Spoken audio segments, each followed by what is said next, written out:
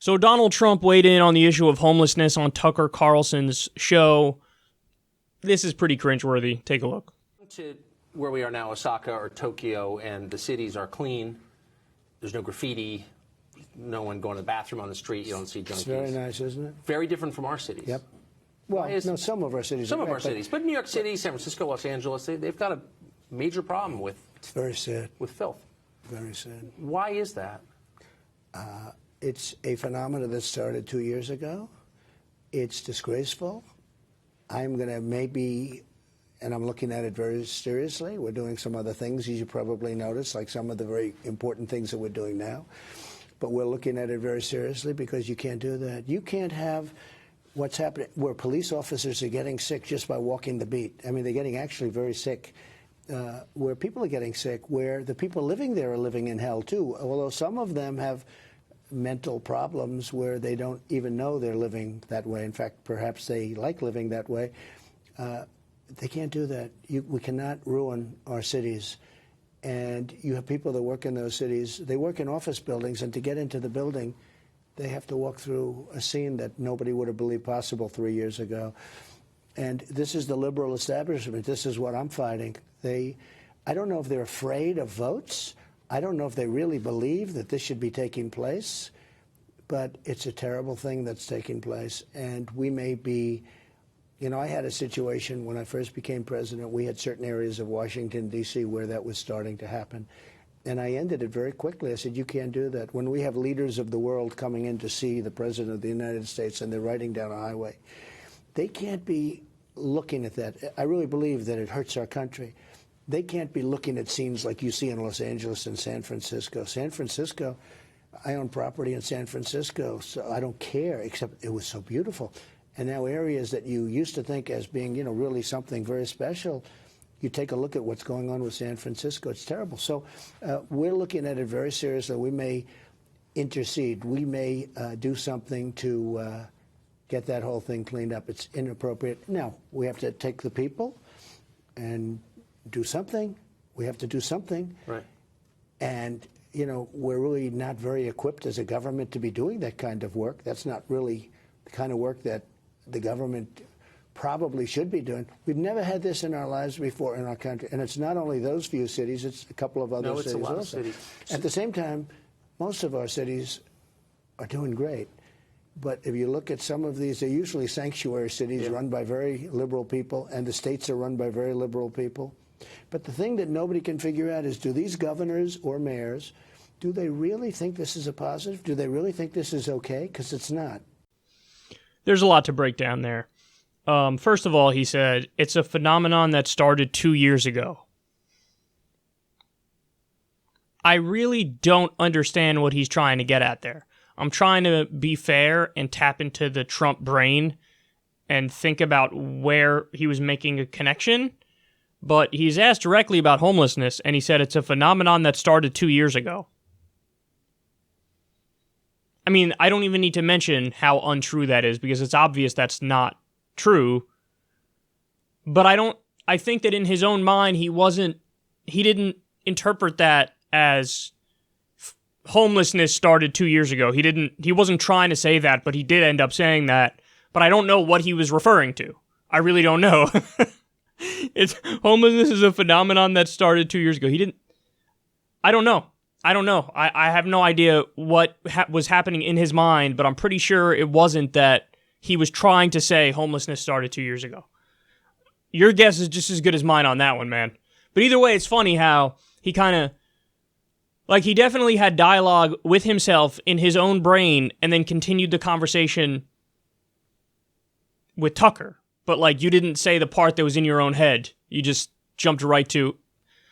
Anyway, that's insane. It's like his brain is farting on live TV. And then probably the funniest part is where he just kind of babbles after that and says, like, we're looking at it very seriously. We're looking at it very strongly. He always says that when he's asked any question. It's a guarantee that never... probably even once in his administration have they had a conversation about homelessness. But when he doesn't have any specifics, just like, we're looking at that very strongly. We're looking at that very seriously. And then he says, we're doing very important things, like, some of the important things that I'm sure we're doing. I showed my friend this clip, and he was like, he sounds like a kid in class who was supposed to deliver a book report, and he didn't do the work. And so he just bullshits his way through it. That's exactly what Trump sounds like there. And then he blames the, quote, liberal establishment and says, these are the people that I'm fighting. It's such a hacky argument. They try to make it a partisan thing. Listen, man, yes, there are many big cities that are run by Democrats, and they have homelessness in those cities. Also, the poorest state in the entire country is Mississippi, and it's massively conservative at every level of government. So you want to play this hacky game? Fine, we'll play it. Now, how do you respond to that? So stop trying to make it a partisan thing. I mean, of course he's going to make it a partisan thing because he's a Republican president.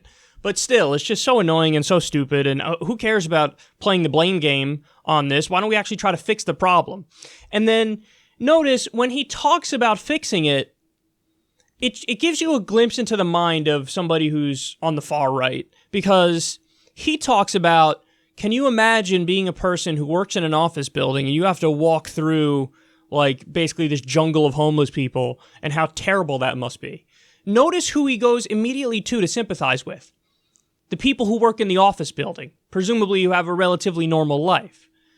Talk to somebody who's on the left who hasn't fully dehumanized homeless people, and what'll they say? Oh, can you imagine how terrible it is to be homeless? To have lost your job, lost your family, be on the street, be struggling, don't have a roof over your head. Could you imagine? Many of these people have mental health issues. Could you imagine being one of those homeless people?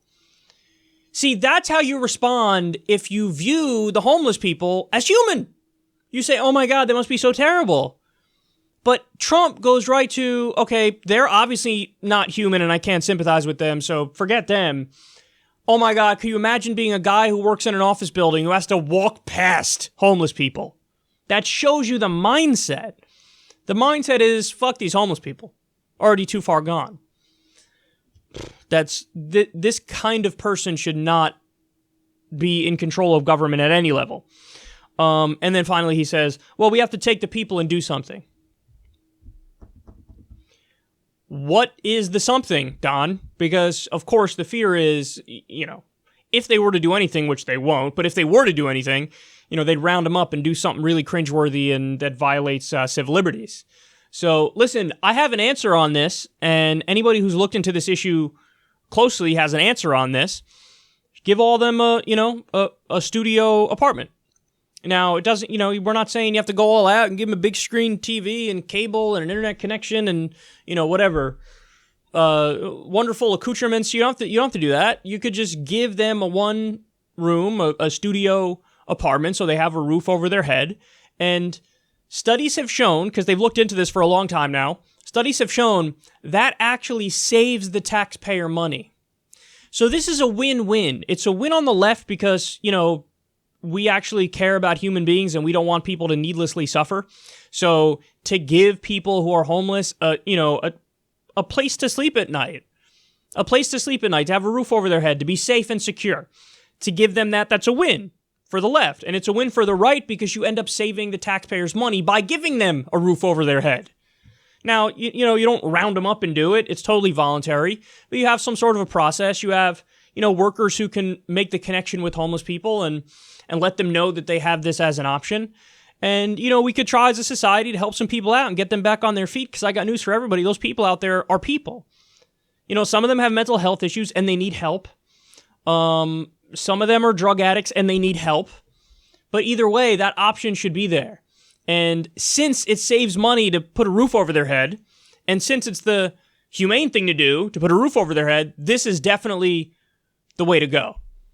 So it's, but the crazy thing is we never discuss it. This is not an issue that's ever really talked about in detail, because I think there's this default assumption of dehumanization.